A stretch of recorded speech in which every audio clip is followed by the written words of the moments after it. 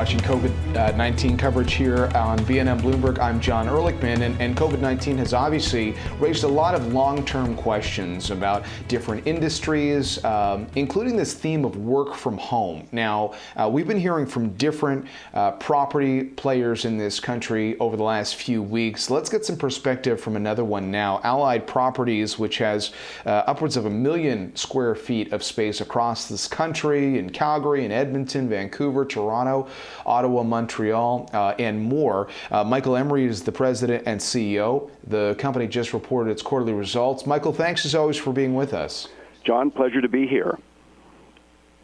If I start with the quarter itself and how you were navigating through this, no doubt a challenging time, the word resilient comes to mind if I look at the performance. Can you just walk us through what the last few months were like? Sure. Just one minor correction before I start. We actually own and operate around 11 million square feet across the country, with the principal component being urban workspace. But to get to your question, the challenge posed by the pandemic for us, of course, was that our buildings had to be largely depopulated in order to meet the needs of the community. This was especially harmful to retail users who literally overnight had to shut down and had to see their revenues go to zero. So what we needed to do almost out of the gate is determine which retail users we would assist and which we wouldn't. And we've had a lot of experience in this regard, and we have very good relationships with our retail users. So we were able to do that reasonably efficiently. We cooperated fully with the Canada Emergency Commercial Rent Assistance Program. Any of our tenants eligible for the program were allowed to participate, and we abated 25% of their rent as part of that program for the months of April, May, and June, and we'll do the same in the month of July. So the immediate operating reality for us was that our tenants, especially retail tenants, were under immediate financial pressure and were looking to us to help in certain respects, and we did that.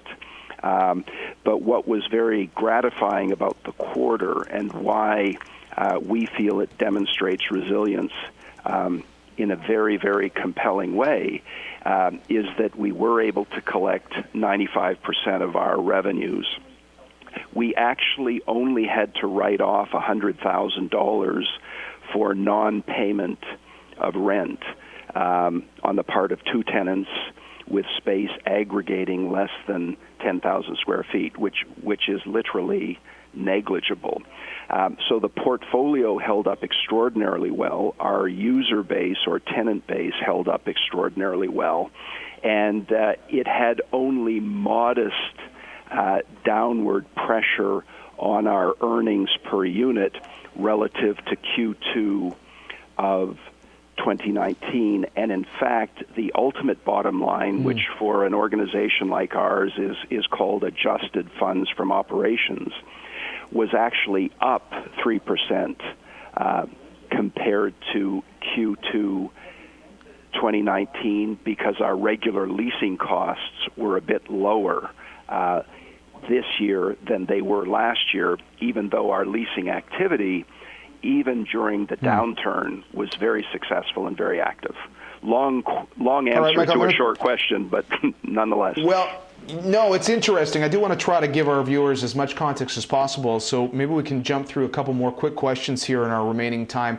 And I do want to talk about the office side of it and just the trend of work from home. But first, you talked about having to make decisions on I don't want to put words into your mouth, but sort of which retailers, essentially, for example, to support. How do you go about making that decision at a time when a lot of tenants are in a tough place?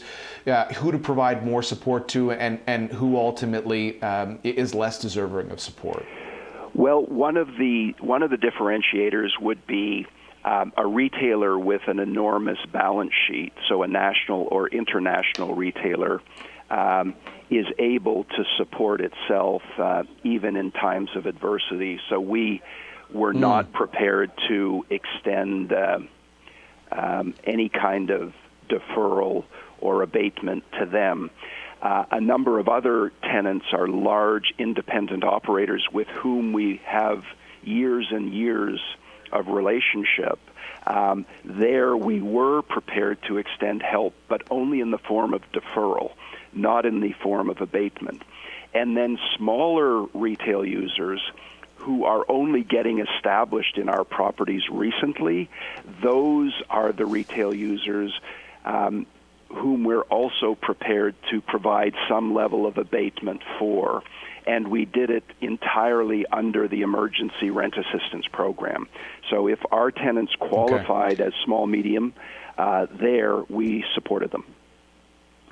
Okay, helpful context, Michael, and we are almost out of time, but the elephant in the room arguably is Shopify, because that company came out and talked about a transition on a more permanent basis to working from home, and they stand out just because you've got this huge project that you and RioCan have been working on in downtown Toronto, the Well project, and obviously Shopify was poised to be a major tenant there.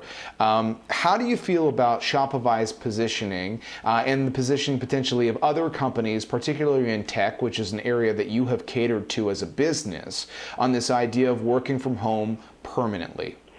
Generally, every indication we've received during the shutdown, every data point relative to our business during the shutdown suggests that the working from home theme is wildly overblown. With respect to Shopify, we have an excellent relationship with that organization, having served them for almost 8 years now.